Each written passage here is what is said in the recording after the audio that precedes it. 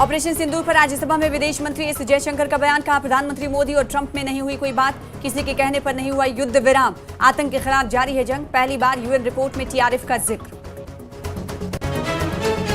राज्यसभा में केंद्रीय मंत्री जेपी नड्डा ने पहले की यूपीए सरकार पर सवाल उठाए। कहा, यूपीए सरकार ने पाकिस्तान पर प्रेशर नहीं बनाया, आतंकी हमले होते रहे, यूपीए मिठाई खिलाती रही।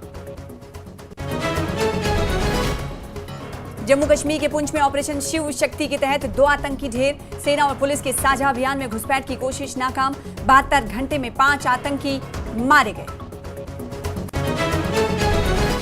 गांदरबल के कुल्लन के पास सिंध नाला नदी में गिरी आईटीबीपी की बस, रेस्क्यू में जुटी एसडीआरएफ की टीम, बस ड्राइवर घायल।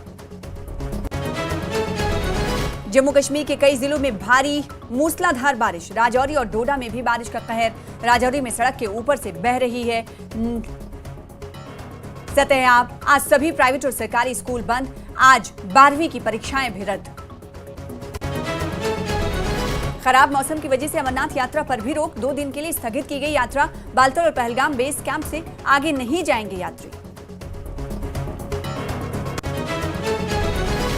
किन्नौर में भी बारिश के बाद आज फिर रोकी गई किन्नर कैलाश यात्रा, ट्रैक पर फंसे लोगों का किया गया रेस्क्यू, किन्नर से रिब्बा तक की तरफ आई बाढ़ में किसी नुकसान की खबर नहीं।